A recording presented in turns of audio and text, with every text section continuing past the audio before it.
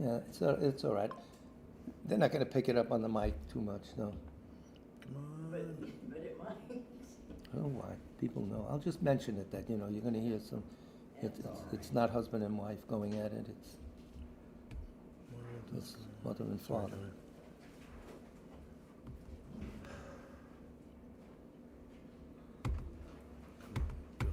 Go. I don't know what is going on. Okay, I know what I gotta do. You got it. You lost it. Everything was smooth Quiet until on the the unroll. set. We're rolling. That's from years ago. That's live. You can leave it like that. That's fine. No.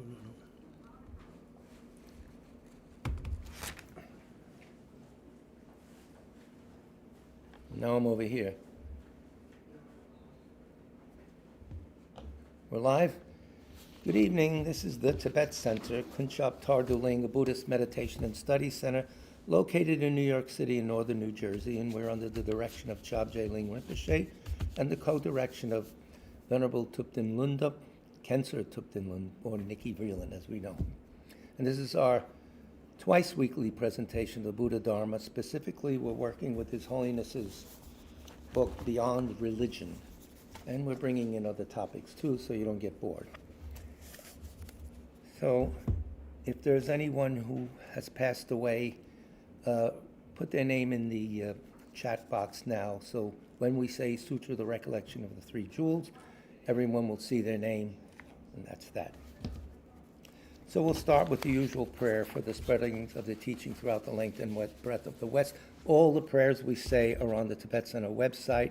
In the FAQ section, scroll down to prayers, and you're in business. By the force of the blessings of the non-fallacious three precious gems, and of the truth of our pure selfless wishes, may the precious Buddhist teachings flourish and spread to the expanse of all areas throughout the length and breadth of the West, for all the people living there, together with their near ones, who have engaged in the teachings and have faith and respect for them. May all conditions adverse to their practice of the pure Dharma be dispelled, and an excellent collection of favorable conditions increase like the waxing moon, and especially for those who work on methods to accomplish the flourishing and spreading of the victorious one's teachings, which are the source of benefit and happiness. May they never be oppressed by masses of interference and adverse conditions, and may this spontaneously happen just as we have hoped and wished. The Heart of Wisdom Sutra, also known as the Heart Sutra. Thus have I heard once, the Blessed One was dwelling in the royal domain of the Vulture Peak Mountain, together with a big gathering of great monks and great bodhisattvas. At that time, the Blessed One entered the samadhi which examines the dharmas, called profound illumination. And at the same time, noble Avalokiteshvara, the bodhisattva, mahasattva, looking at the profound practice of transcendent knowledge, saw the five skandhas in their natural emptiness. Then, through the inspiration of the Buddha, Venerable Shariputra said to Avalokiteshvara, how should those noble ones learn who wish to follow the profound practice of transcendent knowledge? And Avalokiteshvara answered, Venerable Shariputra, whoever wishes to follow the profound practice of transcendent knowledge should look at it like this, seeing the five skandhas and their natural emptiness. Form is empty. Emptiness itself is form. Emptiness is not separate from form. Form is not separate from emptiness. In the same way, feeling, discriminating awareness, compositional factors, and consciousness are empty. Thus, all the dharmas are empty and have no characteristics. They are unborn and unceasing. They are not impure or pure. They neither decrease nor increase.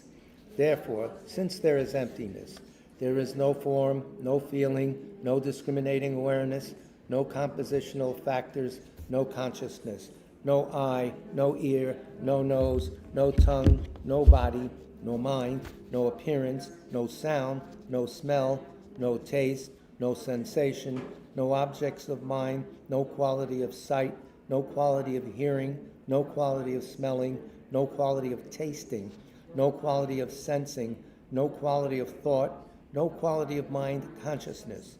There are no nidanas from ignorance to old age and death, nor their wearing out. There is no suffering, no cause of suffering, no ending of suffering, and no path, no wisdom, no attainment, no non-attainment. Therefore, since there is no attainment, the bodhisattvas abide by means of transcendent knowledge. And since there is no obscurity of mind, they have no fear. They transcend falsity and pass beyond the bounds of sorrow.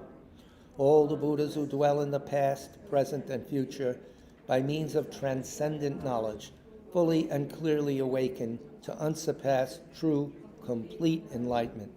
Therefore, the mantra of transcendent knowledge, the mantra of deep insight, the unsurpassed mantra, the unequaled mantra, the mantra which calms all suffering should be known as truth, for there is no deception. In transcendent knowledge, the mantra is proclaimed, Tayata Om Gate Gate Para Gate Parasam Gate Bodhisoha. O Shariputra, this is how a Bodhisattva Mahasattva should learn profound transcendent knowledge. Then the Blessed One arose from that samadhi and praised the Bodhisattva Mahasattva Avalokiteshvara, saying, Good, good, O son of noble family, profound, transcendent knowledge should be practiced just as you have taught, and the Tathagatas will rejoice. When the Blessed One had said this, Shariputra and Avalokiteshvara, that whole gathering in the world with its gods, humans, asuras, and gandharvas, their hearts full of joy, praised the words of the Blessed One. So refuge and bodhisattva vow, or generating bodhicitta, as the title of the page says. We recite these verses 3 times. With the wish to free all beings, I shall always go for refuge to the Buddha, Dharma, and Sangha until I reach full enlightenment. Inspired by wisdom and compassion, today in the Buddha's presence, I generate the mind intent on full awakening for the benefit of all sentient beings. As long as space endures, as long as sentient beings remain, until then may I too remain to dispel the miseries of the world. With the wish to free all beings, I shall always go for refuge to the Buddha, Dharma, and Sangha until I reach full enlightenment. Inspired by wisdom and compassion, today in the Buddha's presence, I generate the mind intent on full awakening for the benefit of all sentient beings. As long as space endures, as long as sentient beings remain, until then may I too remain to dispel the miseries of the world. With the wish to free all beings, I shall always go for refuge to the Buddha, Dharma, and Sangha until I reach full enlightenment. Inspired by wisdom and compassion, today in the Buddha's presence, I generate the mind intent on full awakening for the benefit of all sentient beings, as long as space endures, as long as sentient beings remain. Until then, may I too remain to dispel the miseries of the world. So hold that thought for a second. So we'll have a minute or two where you can reflect or recite a mantra or watch your breath, or mainly tell yourself, why am I coming here in the first place, and generate the right motivation to remove other suffering, etc. If you can go that far, or else remove your own suffering and start with that. But just a minute or two. I'll just time it, like taking off your street clothes and getting to your house clothes and put in a different mind.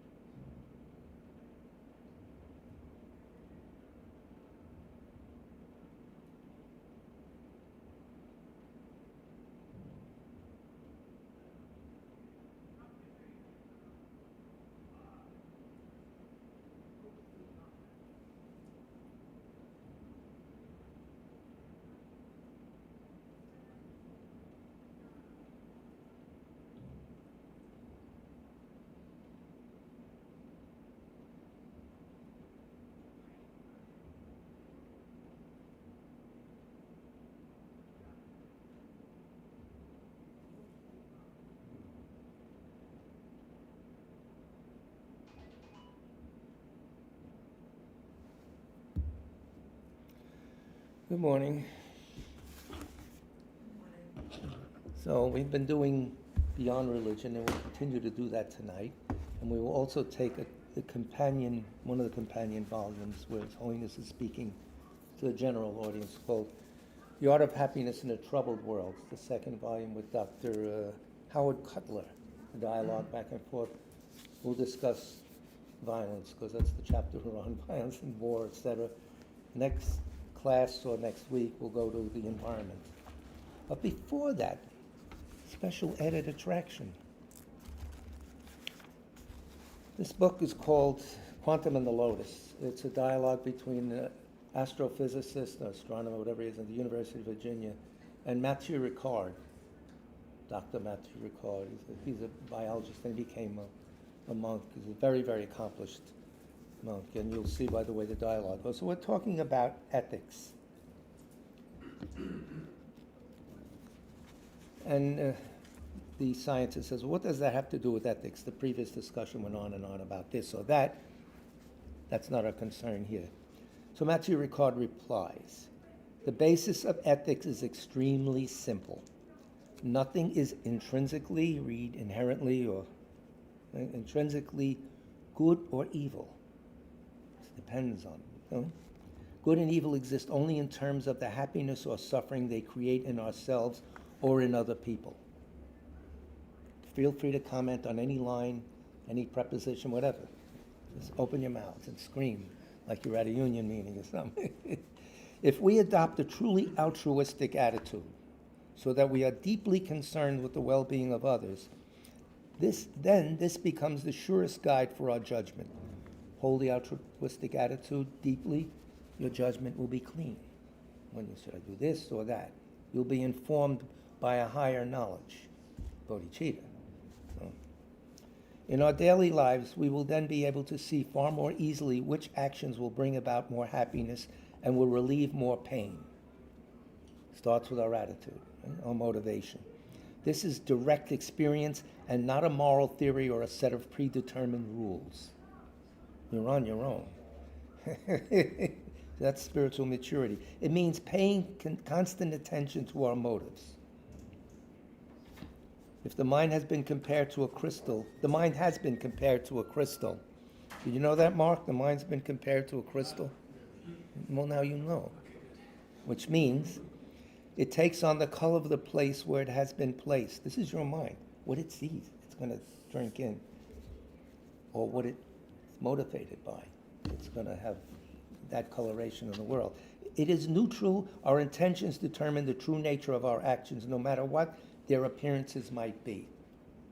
And you remember the story of someone saw a Buddha statue in the rain and didn't have anything to cover it, so he put a rag on it. That was a good action. Buddha shouldn't be in the rain. Somebody else came by, like, who put that filthy rag on the Buddha? He removed it, or she removed it, who knows? They didn't talk about it. Both actions were good. The internal motivation was protect the Buddha or get that filthy rag off. Both were good. So that's what they're getting at. It's an old story. I heard in a bar. No, I didn't think in a bar. So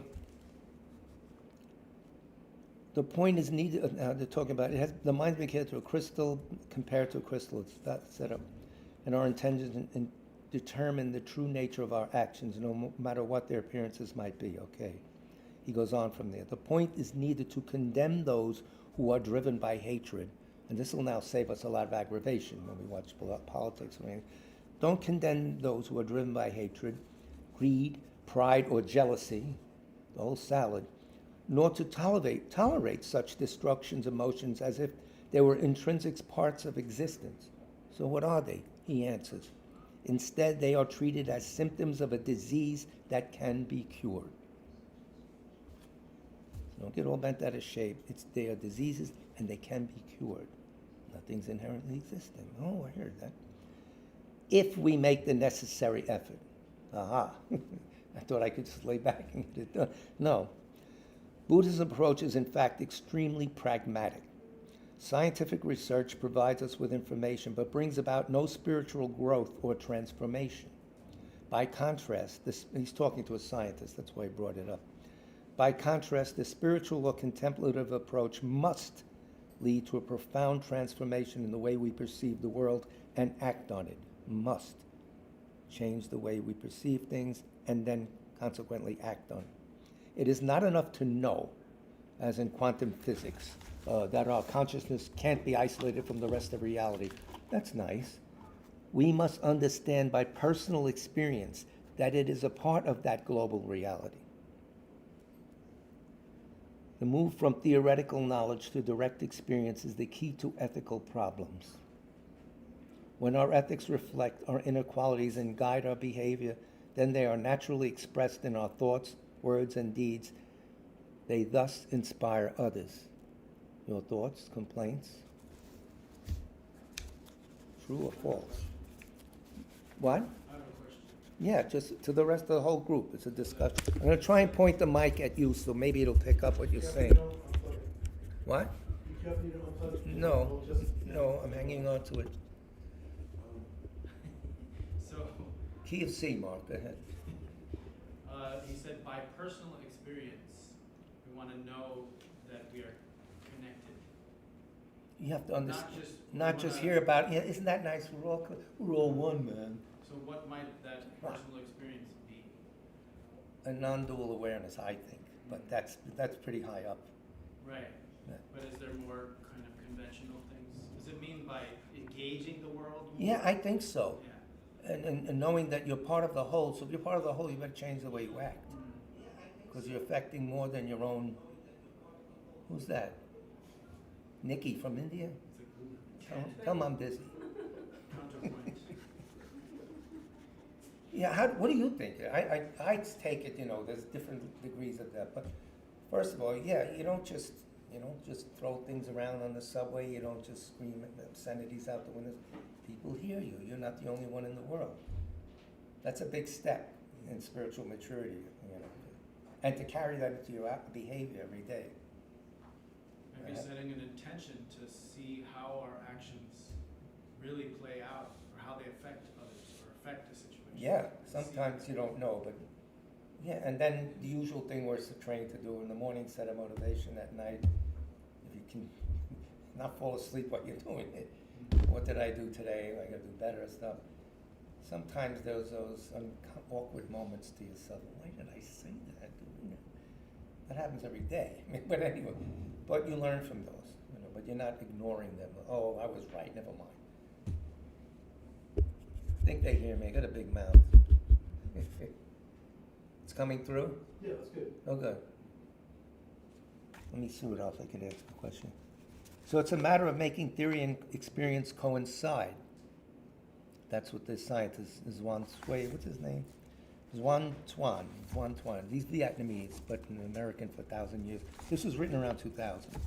Originally, Quantum and the Lotus, my favorite book. The mice didn't get to it yet, but it looks like it. It looks like you're. Yeah, no, I have 2 copies. I have a nice copy too, but this travels. So Matthew answers. I'll give you a little more before we have to go back to our syllabus. Matthew Ricard says, yes, this is what brings out the true value of experience. No, You're good, I'm good. Okay. It isn't enough to discover scientifically that our consciousness is intimately bound up with the whole of reality. He's answering your question. Isn't that nice of him? Right. Our minds must assimilate the implications of this discovery, and our lives must change accordingly. Practicing Buddhists, and now we're talking to non-Buddhists too, but just listen in. You don't have to follow, because we're supposed to be talking secularly. Practicing Buddhists know that when they perceive their own interdependence, big thing, interdependence with the world, they are filled with an irresistible compassion toward every living being. So if you find that coming up, welling within you, you may not have non-dual. With this emotional thing, you're starting on the right track. Because automatically you won't hurt these people. You feel a warmth and a closeness to them, hopefully. Remember that on the subway. Tough. A compassion that radically transforms their existence. Their existence, not yours, he's saying. So you have an effect on them with your compassionate exposition or whatever you do. Those who have met the Dalai Lama, for example, know that a few moments in his presence are more eloquent than 100 speeches about love and compassion. True? False? Have you found this out? Those who have met Donald Trump realize that he's suffering from a disease. Don't hate him. That's the problem of the day, you know. Yeah. Boy, if I get my hand, never mind. As for the Buddhist method of discovery and transformation, it is generally a gradual one. So don't go look for, the bright light and you're suddenly enlightened. That doesn't happen. I've been here 47 years. I don't see anybody that has happened to. But yet, if you look back 10 years, 20 years, if you're so fortunate, there's a change. There's a looseness about things that wasn't there before. There's not a desperation and blind alleys in your thought. No, that's just not that. Wait a minute. So that's the result. Now, if we can go away and sit under a master's feet all day long, maybe we'll change quicker. But this is our life here. Mark, you have a chance. Get over there, Mark. Put on your fighting shoes. Mark is going away for 3 months under Serkang Rinpoche in India. So wish Mark well, say prayers for a successful thing, and Mark, come back and tell us about it. I'm serious. Come back anyway. Keep your mouth shut. So as for the Buddhist method of discovery and transformation, it is generally gradual one. It begins with absorption and study, which means, I would say first study and then absorption of what you learn. But absorption is where you try to hold a thought. There's different levels of that. There's absorption on this bliss and different four realms and all that. We're talking about, that's something good, and think about it. And you read something, then that fades. Pick up the page again. Try to go back into that back and forth. That's what Rinpoche used to tell me. Well, you read 4 or 5 lines, shut the book, see if you could put it in your own words. Then go back to see. That's what they used to do. Beginning, but it has its effect, So the mind does absorb things that we're not aware that it's absorbing, And don't forget, these are blessed texts. People that wrote these texts did it out of compassion. Shantadeva's book you read, that's a very transforming book because the author was in a pure state. Well, we get a benefit out of that, I hope. Yeah, we do.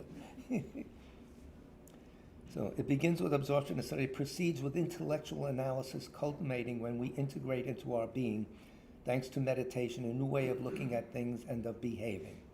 So reading or hearing, thinking, contemplating, and then meditation. Meditation means to be familiar with it, staying on one thing, so it really affects us. Sometimes you would think some compassion, you might even start crying, and sometimes that's a good sign.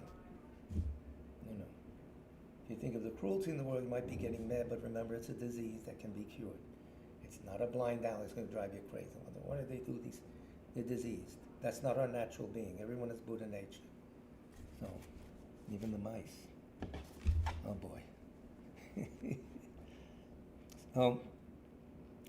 In this context, to meditate means becoming familiar with this new perception of the world.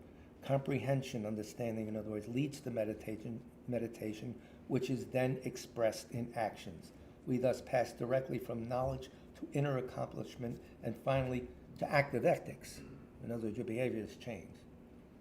So that's that. I mean, it's not just, I must not do that, I must do this, I must not do... How far does that get you? We all did that. We got nowhere. We still hung out with the wrong crowd, I think. But some, not a... Our society produces few wise men. Well, that's for sure. It sets up ethics committees made up of great thinkers. In the Tibetan society where I live, this is Matthew talking, it would be inconceivable to include on such committees people who do not possess indisputable human qualities in every sense of the term. We don't do that. We have college professors on ethics and this and that. They're not living it a lot of times. I mean, some are. I don't know. But like Paul Tillich is somebody comes to mind of a Westerner that really grabbed it.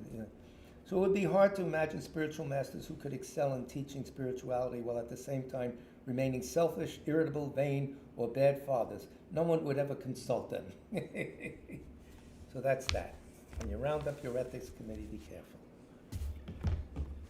So, beyond the religion, coupled with the art of happiness in a troubled world.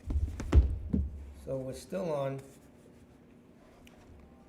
we didn't get to the environment yet, but we should. Either, Page 170, no, page 88. 88, sorry. 88, the futility of war, which really starts on That's a 86. really good chapter, the futility of war. Well, it is, from many sides. Anybody have their own ideas about the futility of war? What does it gain? The Vietnam War, remember that? No, you don't remember. I remember it. Now they call it the war nobody won. And 53,000 Americans and thousands, maybe close to 1 million Vietnamese died, civilians, and for nothing. It was insane. A miscalculation. Of course, it made a lot of money on it. The defense contractors made out like in Iraq. What did it gain us? I used to say that the United States lost World War II, and Japan and Germany won it because their economies got a lot better. No, for a while it was good, but then not. In the end, what happens? You know. So you think about it through history, and those that study history realize in every conflict, all the way back that they recorded history, always more civilians died than the military. Always. That's disgusting. You know. So he talks about the 20th century, the Holocaust. We didn't get beyond that. Read about Darfur these days. 150,000 dead already. And all the international actors are involved. Russia's there with the mercenaries, Turkey, Arab republics, UAE is involved, all trying to grab a piece. Why? They have oil. So, terrible, and the people are really starving there, really under the gun. It's probably the worst violent place in the world right now. And the close second is the Congo, and then you got Ukraine, and you got Gaza and all that, but we overlooked that. So, he brings in the Khmer Rouge. I wish Maya was here, 'cause she's involved close to that. She's Burmese, but that's across the border. She had to run out. Her parents had to run out and bring her here. So what do you think? Is there? The question I continuously ask myself is, since all of this horrific, quote, war happening in Gaza, and everybody in the world knows about it, how come there hasn't been at least some kind of official, I don't know who that would be, because they, our president kept sending arms and armaments to Israel to keep them shooting 60,000 people. And Iran sent. So where's the problem? How did we solve it? The problem answer is is, here. when are they gonna actually choose one person, go get Netanyahu and show that he is. He's not alone. He's got guys around him. You can't get to him, number one. He's It not happens. alone, but he does everything alone in a way that a lot of people No, can't he's an understand. operator. Those people, nobody can act alone in this world. It'll change when people change their minds. That's it. These are all human actors that cause the situation. It's a disease when the mind is cured of this compulsion to kill, and all through the societies that hold those ideas. When that changes, then the outer situation will change. That's the whole theme of these books, the whole theme of spirituality. You must change the inner situation, the mental situation. And what do you think that Netanyahu has to change? He's committing genocide. Yes, he's committing according genocide. His to father every did too, law in incidentally. the book. Calm down. His father did too, and he's not the only one. John Jaweed are doing a good job in Darfur, so go ahead. It's an old ethical problem. Yes. That's what it is. That the entire thing is based on a misconception of ethics. Yes. And responsibility, realizing that you are not, it's not us and them. A meditator will realize that as they start closing the boundaries between we and It they. dates back hundreds and hundreds of years. Probably to the world systems that we've been in way back. It seems to be a very deep down, It's so deep that they can't see it. yeah, that's right, I agree. They can't see it. She and- said and it's the so only deep that they thing- can't see it. The only thing that will make them see it could be horrific. There's something really horrible happens. Everything's already, that's Everything has horrible, happened, already and it's happened in Nazi Germany, it has happening now. It's not even being paid attention to. People seem to close that door. Somebody watched, what's her name? Hannah Arendt, remember her? She watched Eichmann when he was on trial. He was a terrific butcher and everything. Then he became an ordinary worker. He was sitting there and he just looked like an ordinary guy, an old man who said, no reaction to when they read out all the things that he did. Nothing. Strange. So that mind is very sick. And the disease is internal. The disease is, and this is, I think, the only way that's why we come here. The only way to solve it. I don't know. What do you think? Jennifer, what do you think? I'll prod you. Are you horrified by the wars, plural, over time? I mean, I won't say horrified. I'm just trying to find balance within it, within the good and bad, and not to internalize. Because I think a lot of it is always good and bad external factors, but it's how we internalize those things. Yes, one way, but didn't he say it's nothing set, good or bad? It depends on the motivation of people doing it. But that's getting tricky. So we want to bring in the fact that Buddha, when he was a bodhisattva, killed the ship captain to protect him, the captain from committing murder for everyone on board. Though that's high practice, and we're not going to do things like that. But remember, it is a disease. It's a mental disease, and it can be cured. Unfortunately, you just can't give them a vaccine and that's it. This has to be cured by mental discipline. If you have another way, please bring it in, I'll pay. I think it's important to say that for these situations, the Dharma can't really be in that. The Dharma can't be a cure in that situation. An instant cure, no. Directly. No, it's like a vaccine can't help you once you got the virus that's coming. But these are preventative measures that you take to build up. Yeah, In other words, Netanyahu is not receptive to the Dharma at this point. I don't think so. I would most assuredly not. Who knows? Even if he was receptive, he doesn't know what to do except to continue I don't know killing. his mind. And that's the only thing that really I don't is, know. is on his plate. But don't obsess on him. There are a lot of Netanyahus running around the world. Huh? There are a lot of Netanyahus running around the world, including in our own country. Not doing as Nobody's worse got clean problem. hands. Not doing as much. Not as many committing the worst kind of genocide. Well, there are that this many country- doing that. I could take you on a tour of the world if you want to take time and open your mind. It's going on even in this country and has gone on. When genocide didn't happen here with the Native Americans, I think certainly it did happen. So what do we do now in our lifetime here? Look into this and try and change our mind. Since we are interconnected, changing our mind will have a subtle ripple effect on the whole of existence. That's what they're telling us here. We can't see it, we're not that sensitive.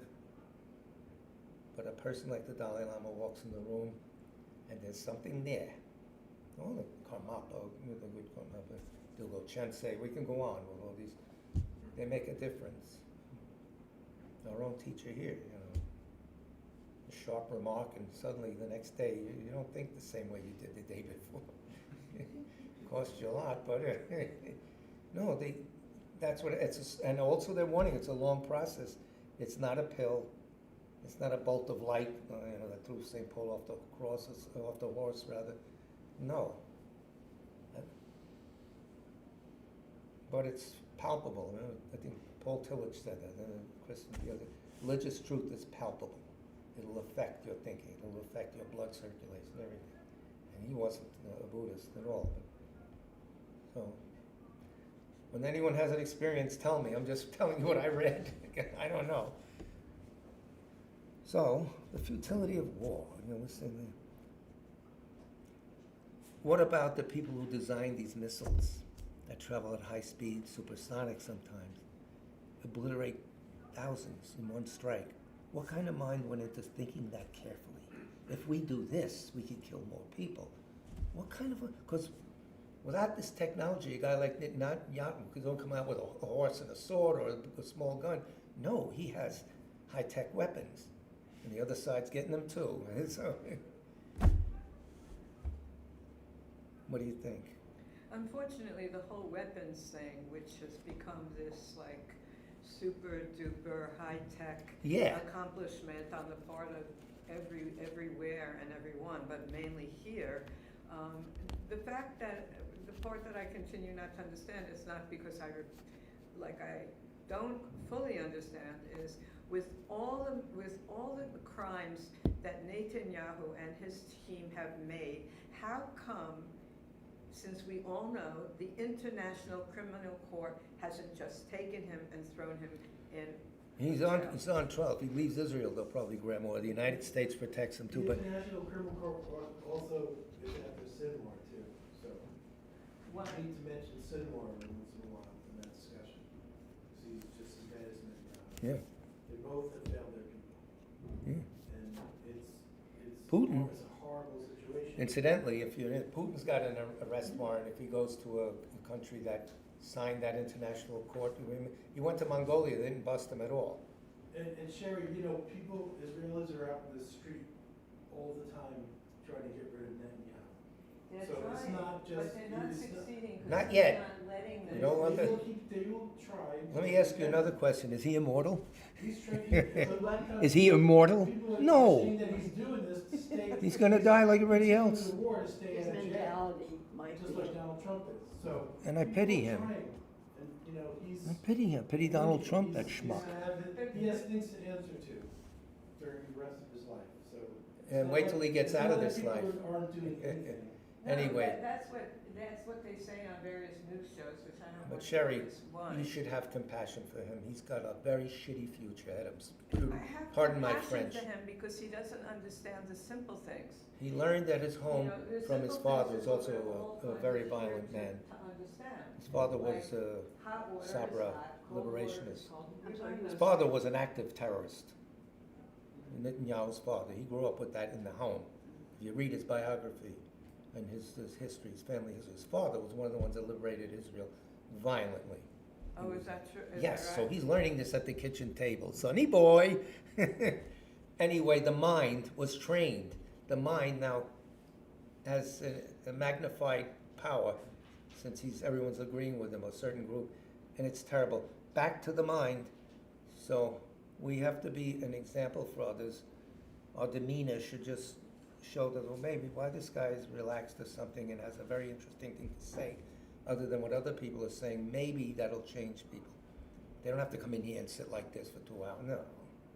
You know, so that's part of what this book is about, introducing the flavor of these ideas into the everyday life. You know, they're not telling you to recite 500,000 this, do this frustration. The next life is, there's nothing like that. Just look in your mind, and it's to your benefit. You'll be more relaxed. You'll have more and more power mentally. More and more your mind will be, we all have Buddha nature. We have to realize it. It's not somewhere over there. It's in us. We don't have to go get it, but we got to uncover it. So that's good news, no? We don't have to buy it, nothing, to join a club. So what about what prompts people to disregard the rest of the world and make these terrible weapons? Profit motive? Looks like it. Ego. Ego. Exactly. And what does ego do? First of all, ego's not really there, but people don't know that. There is no ego. Oh, right. It's not existence. But that's the problem. But it's in the running the first whole place. show. And Weapons absent- production has been one of America's biggest. Yeah, and Russia and China and Creation. Nazi Germany and Iran. We can go on. As soon as an idea comes out, everybody steals it. Didn't take long for nuclear profusion to occur. Pakistan got it, you know. So that's the problem, the mind. The mind. and fear. If we don't get it, we're going to die. We have to get this against them. Instead of trying to understand them, there's immediately a hostile attitude out there. He'll come to that. So in a contemporary, deeply interdependent world, war is outdated and illogical. What do you think of that? Interdependent world. It's not like we're here, we never see people from anywhere else, like old Tibet. They don't know what the hell is going on in the world. They were shocked to see cars with lights in the back. They thought it was a fire. That's bad. They change quickly. So everyone is connected. What's happening in the world is affecting us subtly first, and then as resources dry up, as we can't get this or that product, Ukraine is being bombed, they're not exporting wheat, everyone starts starving in Africa, everything's connected. So think about that. And it is illogical to start fights. You think so? No? Do you think so? Yeah. I have to have a big mouth. Okay, I understand. Do you think so what? That it is illogical for countries to fight against each other. We're all trying to survive on a planet with limited resources now, because the population is closing in on the carrying capacity of the planet, and we didn't attack that problem yet. That's the next chapter. So what does he have to say in this book, talking to Dr. Cutler? I marked the pages with money, so I'm never broke. This is chapter 7 in this book called The Art of Happiness in a Troubled World. And Rinpoche said you could use that book too. So we're using that. While the Dalai Lama, this is Dr. Cutler talks first. While the Dalai Lama and I touched upon a variety of topics during the course of our conversations, there remained a single question that was woven throughout all of our discussion. The question of how to find happiness in our troubled world. Title of the book. Thus, in looking at the various factors that have undermined human happiness throughout history, the factors that have caused suffering and misery on a vast scale, there is no doubt that violence is among the primary factors. Do we agree with that? Number 2. Turning our attention to a deeper investigation of violence, I said, Your Holiness, in trying to determine the cause of the acts of evil or violence in society, you made the point that you just can't attribute it to the evil nature of the perpetrator. And yes, that's right, the Dalai Lama broke in. Dramatic reading here, right? I'm ready for my profile. Very good. Yeah, thank you. If you want to, the Dalai Lama talking now, if you want to get to the root of the problem, it's not enough to just attribute the cause to a single individual, Netanyahu, or group, MAGA, whatever we can do, whatever you want to put it, and then just stop there. But rather, it is important to understand the deeper causes of these acts of violence. These people didn't grow out of the ground independent. They were nurtured, attitudes were nurtured in a culture, in an education system, in a way of looking at the world dualistic, if you want to really get subtle. We won't do that. But it is important to understand the deeper causes of these acts of violence, because to overcome violence, you first need to understand what are its causes, plural, causes. Well then, at this point, I'm wondering if we can start to explore some of these causes, the doctor said. And I guess that the basic question is, do you have any thoughts on what are the causes of violence in general? The Dalai Lama said, that's very complicated. He replied with a slight sigh, there are many causes and conditions that can lead to violence and conflicts. You just can't point to one of the two factors and say, this is the cause. You can't. The more you think about that, when you start pointing out, is there a pointing out reality, by the way? That's not, no. But anyway, we'll leave that on the table for later. We'll snack on that later. You can't just point to one or two factors. This is the cause. From a Buddhist perspective, we say that the nature of reality, we see the nature of reality as interdependent, interconnected. So for any given event or crisis, there are many, many factors that contribute to the problem on many levels. Each situation has its own unique set of circumstances that have contributed to the problem. It's very convenient, that's it, and then you scream at the top of your lungs and you feel better for a few minutes. That's what everybody does with all these debates and everything. You gotta understand the whole. You can't fraction things out because everything blends into everything. It's very strange, scary, but happy. Yeah, whatever. Well, the doctor says, well, can you identify some of the different levels you referred to and list a few of his causes? I asked, then hoping to avoid another vague response about how it all depends on the circumstances. At least he's honest, you know. And trying to elicit a more concrete answer, I added, perhaps you could use the specific case of terrorism or of 9/11 to illustrate what you mean. He's making it specific for the sake of understanding. Let's take an example, right? You got that, you're not stupid. Of course, since we are talking about human problems, these conflicts and violence are created by human beings, right? Dogs didn't create them. Rocks and pieces of wood didn't create them. Human beings. So the root of these problems is in human emotions and ways of thinking. Which brings us back to the Tibet Center. Ways of thinking, the afflictive emotions, anger, hatred, greed, and ignorance. You rang? These are all my friends he's talking about. Hey, I'm long acquainted with them.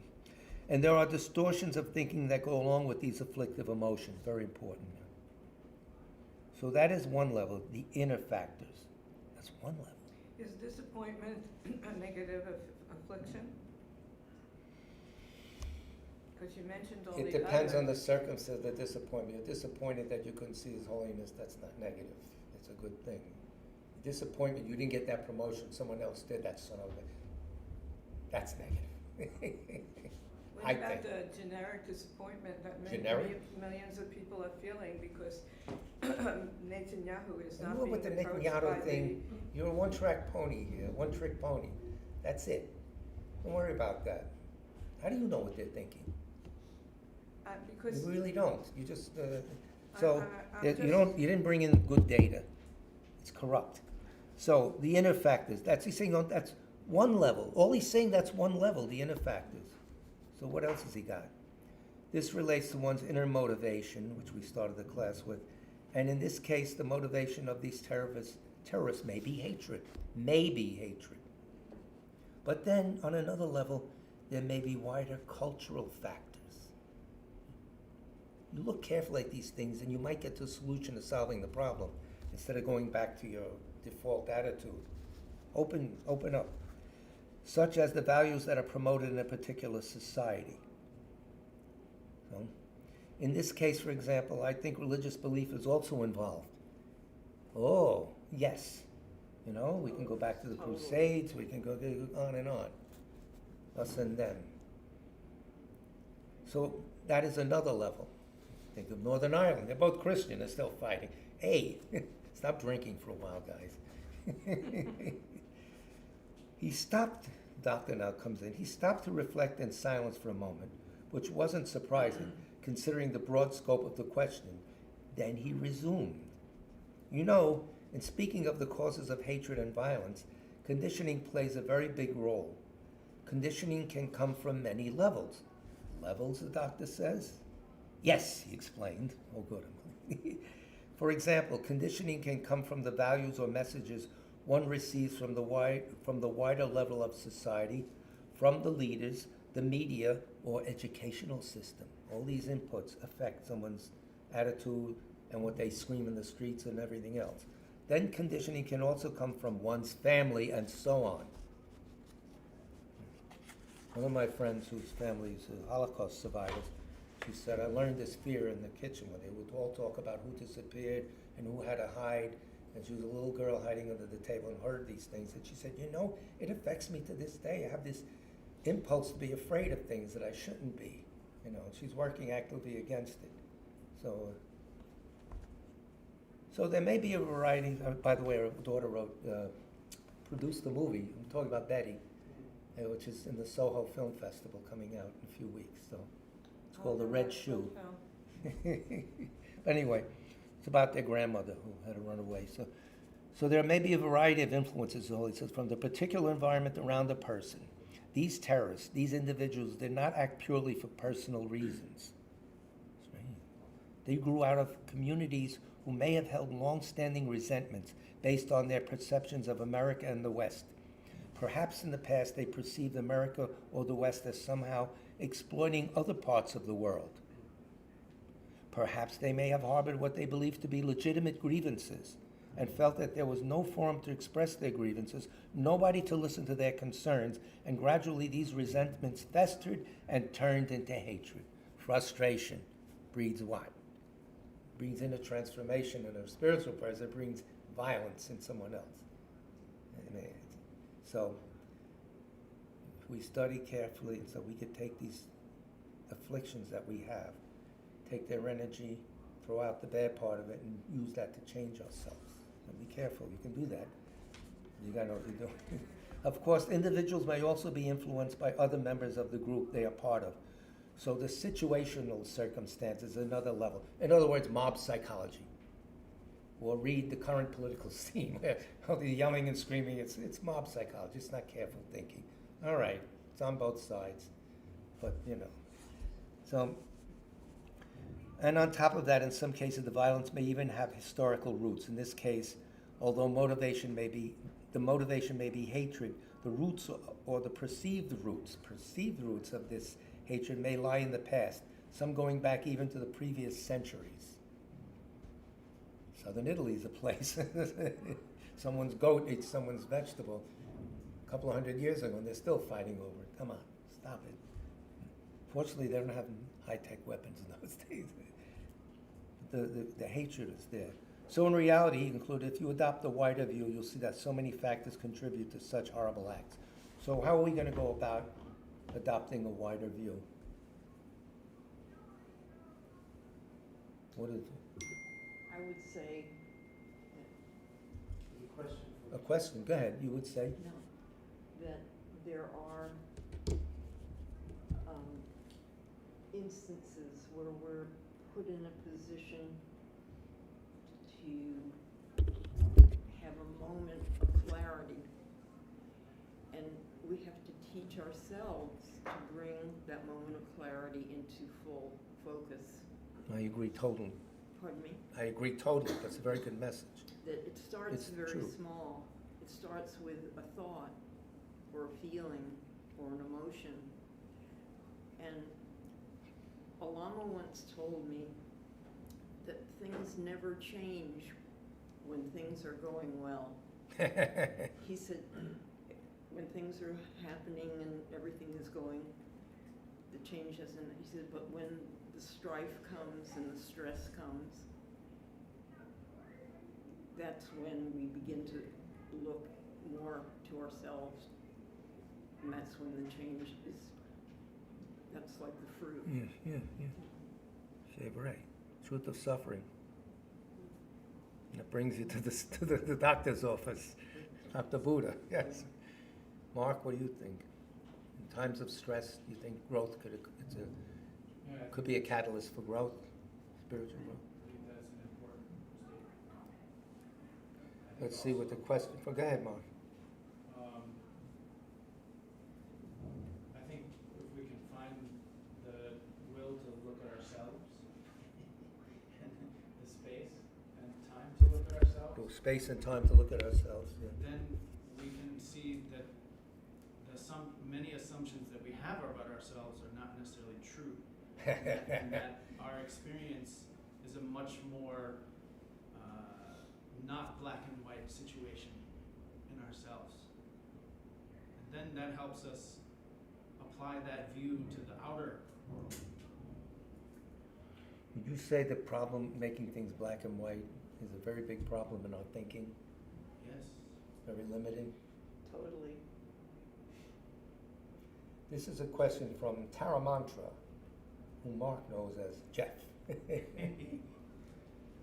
Everyone who is engaging in terrible acts is under the control of afflictions. Yes. If we generate anger at them, we are not understanding the power of ignorance giving rise to bad actions. Yes. We have within us karma that can make us a murderer. We have all engaged in afflictions in our past lives. He goes on, if we still have self-grasping ignorance, We are in danger of being just as bad as the worst person we can imagine now or in our future lives. Now or in future lives. How can we be sure that we are removing the causes of being such a person?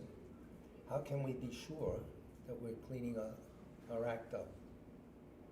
You can only do your best. You can only do your best, said contestant number 1 behind the green door. Yeah. Can it be happy? And it's trial and error sometimes. Amen.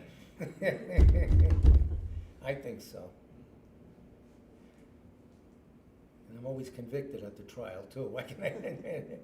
No. Yeah. Good question, Jeff. How's Laurie? Hope she's okay. We pray for her daily. She's a good, and the two of you are very good.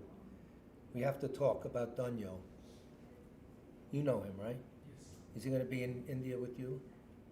We're getting Not sure. personal here. We Not should. sure. Yeah, no big deal. So anyway, it was good advice. You know, it's not something that you have to, sit in solitude for 30 years. Well, you could do that if you're under the right person. But at all level, I think it's best to do as much reading and surveying as we can, but always reflecting back to our behavior, so that even in a few months you'll see a different looseness about things. Things that freak me out, meeting this person, having to do this, not so bad. And then they slip and fall, you make it, then you lose it at times, but there's progress, I don't know. We're not fortunate, we're not sitting in India with the guru right behind us 24/7, or in a Zen monastery where the Roshi's running around with a stick, and we're not, we're on the subway, which is worse. Or wherever we, yeah. Anyone want to add anything besides Netanyahu's problems? What about Mrs. Netanyahu? Has anyone investigated? If she could talk, what would she say? We don't know. What? So, we'll continue with discussing the environment, which is a situation of violence also. And enough violence that'll, just as bad as high-tech weapons, will starve us, will make us sick. You know, the subtle intruder, not the big blast, but the one that creeps in quietly and you're suddenly not there anymore. So I think these things are very helpful, these secular ethics presentations are very helpful for the mental health of ourselves. So they're very good therapy in a way, and it's simply put, it makes sense. So he has a whole series of books like this, Art of Happiness, he has this, he has Ethics for the New Millennium, and a more scientific approach, Universe in a Single Atom. These are books he wrote for the general public, not for monks in the monastery discussing Chaitrakirti versus Baba Viveka, whatever. No. So, very helpful to us. Those other books are really good too. Don't but, this is a good base. Every once in a while you refresh yourself reading these. How an enlightened person looks at everyday reality. That's the way I take it, Oh. Any final remarks for everyone? From everyone? Everyone's already enlightened, I see. So I got you a flight to Israel. You're going to be in Tel Aviv tomorrow morning, and not in Netanyahu's office. In fact, Right I'm to sending you to Israel. his house while he's still in his bathrobe. I'm bringing it in. I don't wanna go to Israel. You don't want, oh, you don't, all right, sorry, Sherry. How about East Village? New Jersey's better. Yes, you're right, no kidding. Okay. And New Jersey has very good, if you like Jewish deli, they have very good deli. I'll get there eventually Epi's soon. Essen, a few places, yeah. Good Italian food. I suppose there's a constant question I have all the time, considering everything that's happening in the worst possible way in Gaza and. Never mind with Gaza, Netanyahu how about the East Village? Blaming what's the organization he blames for all of it? Hezbollah, Hamas, Hamas. you know. The thing is, knowing that. The Greeks, he I don't know. knowing that, and the rest of the important people in the world knowing that, whether it's Antonio Guterres or whether Your it's time another- is up. Bang! That's How- it. how come nothing has been done? Well, to- you gotta get over there and do your job, to Cherry. stop the It's your fault. weapons from It's going your to the fault. people like Netanyahu. So you or go there and grabbing tell it. them. They'll surely listen to you. And while you're at it, go to the cattle auctions in Fort Worth and talk about vegetarianism. See how far you get there. Cherry. Take what is being said in this book and try to ask yourself how that answers your question. Excellent. Which book? The Think third about book? it. What book? The book we've been That's doing the for the last top 3 what months. book? Which one? Cherry, Beyond Religion. I know you 40 years, man. This one? She used to be Yes. producer of dances and I everything. haven't read all of it. More now. Think about it. Reflect. Yes, I do. always. Whatever we got, you can take. People are reflecting too much about that insane. Who do we have to killing pray in for? Gaza instead We have the of Gaudreau making brothers, sure that something is killed done on the way to about his sister's wedding by a today. drunken driver. Not with the book. That's not the world, after guys. this, but now. The book. Who? The book has Suda and answers. Oscar. Suda and Oscar, the and Gaudreau brothers. Matthew and John Gaudreau. Matthew and John Grudeau, Johnny Grudeau, yeah. Sad, these are hockey players that were on their way to their sister's wedding and were killed by a drunken driver at 6 o'clock in the morning. In what, Colorado? No. New Jersey. New Jersey? Shit. It was in New Jersey. Don't drink and drive, for God's sakes. Call me up, I'll go get And you. you can play for Mm. New Jersey drivers while you're at it. I'm one of them, they're horrible, I know. you know. That's why I take the train home. Although tonight Tenzin's giving you. All right, Sutra of the Recollection of Noble Three Jewels, and anyone you know who has died recently, and all those people victims of war on both sides. Both sides. Okay. I prostrate to the Omniscient One. Thus, the Buddha, Bhagavat, Tathagata, Arahat, Samyak Sang Buddha, the learned and virtuous one, the Sugata, the knower of the world, the charioteer and tamer of beings, the unsurpassable one, the teacher of devas and humans, is the Buddha Bhagavat. The Tathagata is in accord with all merit. He does not waste the roots of virtue. He is completely ornamented with all patience. He is the basis of the treasures of merit. He is adorned with the minor marks. He blossoms with the flowers of the major marks. His activity is timely and appropriate. Seeing him, he is without disharmony. He brings true joy to those who own with faith. His knowledge cannot be overpowered. His strengths cannot be challenged. He is the teacher of all sentient beings. He is the father of bodhisattvas. He is the king of noble ones. He is the guide of those who journey to the city of nirvana. He possesses immeasurable wisdom. He possesses inconceivable confidence. His speech is completely pure. His melody is pleasing. One never has enough of seeing him. His form is incomparable. He is not stained by the realm of desire. He's not stained by the realm of form.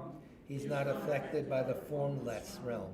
He is completely liberated from suffering. He is completely and utterly liberated from the skandhas. He is not possessed with dhatus. His ayatanas are controlled. He has completely cut the knots. He is completely liberated from extreme torment. He is liberated from craving. He has crossed over the river. He is perfected in all the wisdoms. He abides in the wisdom of the Buddha Bhagavats who arise in the past, present, and future. He does not abide in nirvana. He abides in the ultimate perfection. He dwells on the bhumi where he sees all sentient beings. All these are the perfect virtues of the greatness of the Buddha Bhagavat. The Holy Dharma is good at the beginning, good in the middle, and good at the end. Its meaning is excellent. Its words are excellent. It is uncorrupted. It is completely perfect and completely pure. It completely purifies. The Bhagavat teaches the Dharma well. It brings complete vision. It is free from sickness. It is always timely. It directs one further. Seeing it fulfills one's purpose. It brings discriminating insight for the wise. The Dharma, which is taught by the Bhagavat, is revealed properly in the Vinaya. It is renunciation.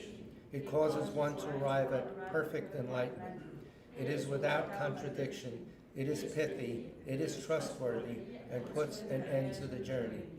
As for the Sangha of the great Jnana, they enter completely, they enter insightfully, they enter straightforwardly, they enter harmoniously. They are worthy of veneration with joined palms. They're worthy of receiving prostration. They're a field of glorious merit. They're completely capable of receiving all gifts. They're an object of generosity. They're a great object of complete generosity. The protector who possesses great kindness. The omniscient teacher, the basis of oceans of merit and virtue. I prostrate to the Tathagata. Pure, the cause of freedom from passion. Virtuous, liberating from the lower realms. This alone is the supreme ultimate truth. I prostrate to the Dharma, which is peace. Having been liberated, they show the path to liberation. They are fully dedicated to the disciplines. They're a holy field of merit and possess virtue. I prostrate to the Sangha. I prostrate to the Buddha, the leader. I prostrate to the Dharma, the protector. I prostrate to the Sangha, the community. I prostrate respectfully and always to these three. The Buddha's virtues are inconceivable. The Dharma's virtues are inconceivable. The Sangha's virtues are inconceivable. Having faith in these inconceivables, therefore the fruitions are inconceivable. May they be born in a completely pure realm. So we'll close with the prayer for a swift return, a prayer for the swift return of our founding Lama, Rato Chungla Rinpoche, written by His Holiness Dalai Lama. So hopefully we'll have news soon of his rebirth. Hopefully we'll have news soon of his rebirth, or whatever. But this is a prayer written by His Holiness and is urging him to come over. I don't think he'll refuse His Holiness's request, if he knows what's good for it. Never mind. So, exalted wisdom of all victors gathered in a drop. Soul refuge manifest in the form of one wearing saffron robes. Guru Luzang Tubuang Dorje Chang, please bear witness here today that our prayers may be fulfilled. We beseech the great torch of doctrine, accomplishing from long ago the vast waves of aspirational prayers, Lord of speech of the Victor Losang's teachings, spreading them to the ends of the earth by means of explanation and practice. Though holding the commitment, I will invite all beings to be my guests in unsurpassed great awakening. Yet you have withdrawn the activities of the form body that serves the welfare of others. Is that worthy of the supreme among beings, the Bodhisattvas? Rhetorical question. Though impossible for you, till cyclic existence's end, to abandon your commitment to liberate all beings, we beseech the new son of Nirmanakaya to swiftly return from the realm of Dharmakaya, brought forth by bodhicitta drawn by 7 steeds. Having reached the far limits of scholarship, religious life, and goodness, please come swiftly as an unrivaled supreme emanation, full holder of the sage's teachings and wish-fulfilling jewel, return as the glory of Lozang Tenpei, magnificent truth of the 3 precious jewels, Mahakama, Karmayama, and Srimata Devi, and the ocean of Dharma protectors. May you spontaneously fulfill our wish, the swift blossoming of the reincarnation's fresh moonlight face.